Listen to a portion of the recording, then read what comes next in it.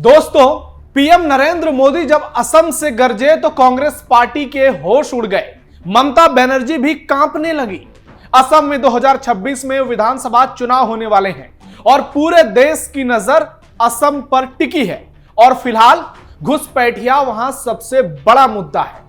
PM Modi ने अपने असम दौरे पर न सिर्फ घुसपैठियों को कड़ी चेतावनी दी, बल्कि घुसपैठियों के खिलाफ ताबड़तोड़ एक्शन ले रहे उनके लिए काल बन चुके प्रदेश के सीएम हिमंता बिस्वा शर्मा की जमकर तारीफ की। मोदी ने कांग्रेस पर भी ताबड़तोड़ हमले किए और पार्टी को घुसपैठियों पर एक्सपोज कर दिया। उन्होंने खुद को शिव भक्त बताया और कहा कि सारा जहर पी जाता हूं। उन्होंने कांग्रेस की सरकारों पर वोट बैंक की राजनीति और घुसपैठियों को बढ़ावा देने और असम की पहचान को खतरे में डालने का बड़ा आरोप लगाया। आगामी विधानसभा चुनाव को देखते हुए पीएम मोदी का यह दौरा बेहद खास माना जा रहा है और उनके रुख ने यह भी स्पष्ट कर दिया है कि असम में फिर से हिमंता बिस्वा शर्मा ही पार्टी के चेहरे होंगे और सीएम कैंडिडेट भी, जिससे हिमंता विरोधियों की हालत खराब है। मौलवी मौलानाओं की नींद उड़ी हुई है। असम कांग्रेस में टूट की संभावना है। आपको बता दें कि असम से पहले पीएम मोदी मणिपुर भी गए थे और इसलिए विपक्ष की बोलती बंद है। नमस्कार, कैप्टन टीवी के स्पेशल शो टर्निंग पॉइंट में आपका स्वागत है। मैं हूं आपके साथ नवेंदु। आज के टर्निंग पॉइंट में बात करेंगे मोदी के असम दौरे की, जहां से उन्होंने पूरे प्रदेश का, नॉर्थ ईस्ट का माहौल ही बदल दिया। पीएम मोदी का असम को बड़ा तोहफा, गदगद हुए सीएम हिमंता बिस्वा शर्मा। कांग्रेस पर पीएम मोदी का बड़ा हमला, 2026 चुनाव से पहले हिल गया असम। पीएम मोदी पूर्वोत्तर मिशन पर हैं। असम से उन्होंने 18,530 करोड़ रुपए से अधिक की कई परियोजनाओं का लोकार्पण और शिलान्यास किया। असम के दरांग में पीएम मोदी ने एक जनसभा को संबोधित किया और जिस तरह से उन्होंने वहां से पाकिस्तान और कांग्रेस की पोल खोली, विपक्ष को निशाने पर लिया, हिमंता की तारीफ की, उसने बहुत कुछ स्पष्ट कर दिया। सबसे पहले आपको सुनाते हैं कैसे पीएम मोदी ने घुसपैठियों को लेकर कांग्रेस पार्टी पर करारा वार किया। साथियों, कांग्रेस के लिए अपने वोट बैंक का हित ही सबसे बड़ा है। कांग्रेस देश हित की कभी परवाह नहीं करती। आज कांग्रेस देश विरोधियों की, घुसपैठियों की भी बहुत बड़ी रक्षक बन चुकी है। कांग्रेस जब सत्ता में थी तो घुसपैठ को बढ़ावा देती थी। और कांग्रेस चाहती है कि इस घुसपैठिए हमेशा के लिए भारत में ही बस जाए और भारत का भविष्य घुसपैठिए तय करे। एक समय में मंगलदोई ने असम की पहचान बचाने के लिए अवैध घुसपैठ के खिलाफ बहुत बड़ा आंदोलन देखा है, लेकिन पहले की कांग्रेस सरकार ने आप लोगों को इसकी भी सजा दी है, आपसे इसका बदला लिया है। कांग्रेस ने यहां जमीन पर अवैध कब्जे होने दिए, हमारे आस्था के स्थानों पर हमारे किसानों के, आदिवासियों के हक की जमीन पर डाका डाला।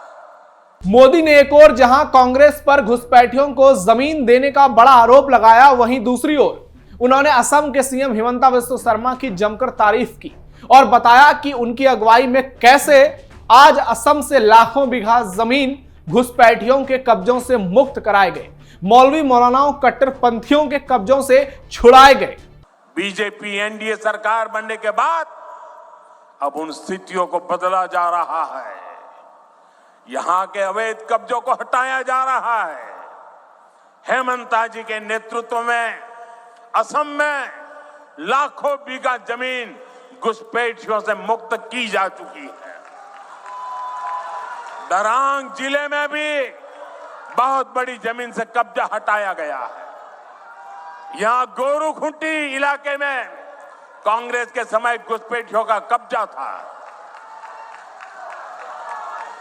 आज वो जमीन वापस ले जा चुकी है। अब वहां किसानों के लिए गोरूखुंटी कृषि परियोजना चल रही है।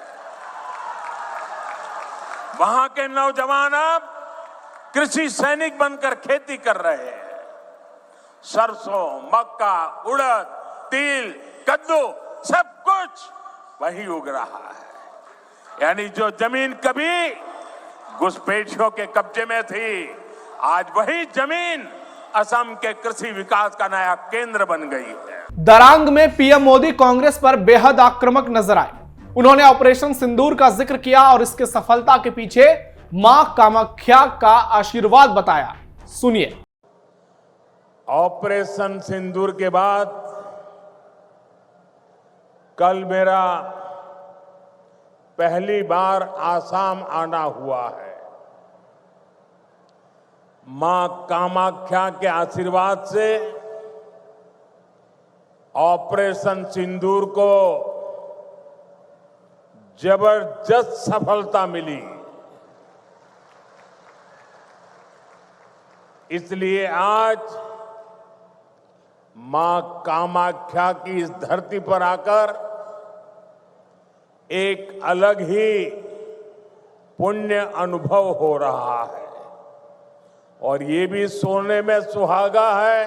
दोस्तों, पीएम मोदी ने भारत रत्न भूपेन हजारिका को लेकर कांग्रेस पार्टी पर बड़ा हमला बोला, जिसने राहुल गांधी की नींद उड़ा दी।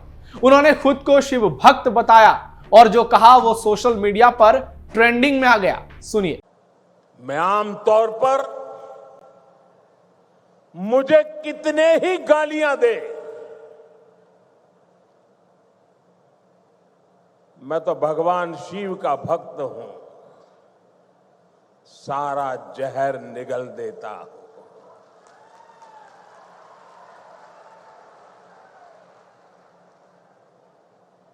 लेकिन बेशर्मी के साथ जब किसी और का अपमान होता है तो मुझसे रहा नहीं जाता है। आप मुझे बताइए, भूपेंद्र को भारत रत्न देने का मेरा निर्णय सही है कि नहीं है? पूरी ताकत से बताइए, सही है कि नहीं है? भूपेंद्र को भारत रत्न दिया, उसका कांग्रेस ने मखौल उड़ाया, वो गलत किया कि नहीं किया? असम के बेटे का, भारत के सपूत का कांग्रेस ऐसे अपमान करती है, बहुत दर्द होता है। आपको बता दें कि भूपेन हजारिका असम में पूजनीय है, महान गायक, उनकी असम में खूब इज्जत होती है। हालांकि अब वो इस दुनिया में नहीं है, लेकिन असम में हर ओर उनकी चर्चा होती है और इसी को लेकर पीएम मोदी ने कांग्रेस की पोल खोली। आपको बता दें कि बीजेपी सरकार हमेशा से भूपेन हजारिका का जिक्र करती है और उनके नाम पर कई परियोजनाओं का लोकार्पण भी हो चुका है और कई पर काम भी चल रहा है। भूपेन हजारिका टनल उसका एक बड़ा उदाहरण है। वहीं बीजेपी की सरकार ने उन्हें भारत रत्न से सम्मानित किया, जिस पर पीएम मोदी ने कांग्रेस पर करारा हमला भी किया। सीएम हिमंता फिर बनेंगे असम के मुख्यमंत्री। पीएम मोदी की सीएम हिमंता बिस्वा शर्मा की खुलेआम तारीफ ने यह साफ संदेश दे दिया कि बीजेपी पूरी तैयारी के साथ उन्हें असम का मुख्यमंत्री दोबारा बनाने जा रही है। मोदी ने असम के विकास में हिमंता की भूमिका का कई बार जिक्र किया और बताया कैसे उनकी लीडरशिप में असम विकास की पटरी पर तेज गति से आगे बढ़ रहा है। मोदी के इस समर्थन से न केवल हिमंता की राजनीतिक पकड़ मजबूत हुई, बल्कि यह भी स्पष्ट हो गया कि पार्टी उनकी अगुवाई में ही असम को अगले बार भी पायदान पर आगे रखना चाहती है। हिमंता ने अपने कार्यकाल में विकास के कई ठोस कदम उठाए हैं। उनके बुलडोजर एक्शन की चर्चा देश भर में होती है। बुनियादी ढांचे का सशक्तिकरण हो, निवेश को बढ़ावा देना हो, या फिर सामाजिक सामंजस्य बनाए रखना हो, या फिर असम में कानून व्यवस्था को पुख्ता करना हो, हिमंता हर एक चीज में अव्वल रहे हैं। मोदी ने भी अपने भाषणों में इन्हीं उपलब्धियों का जिक्र किया और यह साफ कर दिया कि असम की समृद्धि के लिए हिमंता का नेतृत्व जरूरी है। यह साफ है कि मोदी के इस खुले समर्थन ने असम की राजनीतिक तस्वीर को पूरी तरह से बदल दी। कांग्रेस समेत अन्य विपक्षी दलों के लिए एक बड़ा झटका है, क्योंकि उनकी उम्मीदें इस बार भी हिमंता के खिलाफ थी। लेकिन मोदी की तारीफ और पार्टी का पूरा फोकस हिमंता पर होने से यह साफ हो गया कि बीजेपी का असम में अगला मुख्यमंत्री हिमंता ही होंगे।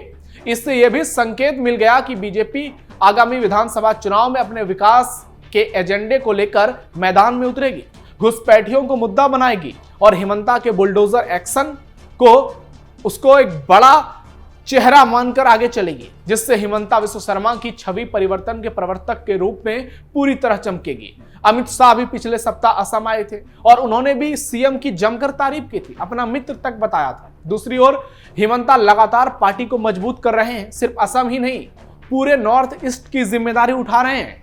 उनके चलते कई नेता दूसरी पार्टी को छोड़कर बीजेपी का साथ छोड़ रहे हैं और उनके विकास कार्य से जुड़ रहे हैं। उन्होंने कहा है कि कई नेता अभी और हैं कांग्रेस पार्टी के दूसरे दलों के जो बीजेपी में आएंगे, जो असम का विकास चाहते हैं। यानी असम कांग्रेस में भी बड़ी टूट की संभावना है और गौरव गोगोई का मुद्दा एक बड़ा मुद्दा असम में बनने जा रहा है। ऐसे में राजनीतिक जानकार मान रहे हैं कि हिमंता का सीएम बनना दोबारा भी तय है और यह असम के लिए एक नया अध्याय होगा। इसलिए मौलवी, मौलाना और कट्टरपंथी भी बेहद परेशान हैं और उन्हें हिमंता के नाम से ही घबराहट हो रही है, क्योंकि असम में हिमंता का एक्शन बोलता है। ये कट्टरपंथी भी देख चुके हैं और मौलवी, मौलाना भी। अब आपकी क्या राय है कमेंट बॉक्स में दीजिए। आप सावधान रहिए, अलर्ट रहिए और अपने आसपास पैनी नजर रखिए। फिलहाल टर्निंग पॉइंट में इतना ही। धन्यवाद।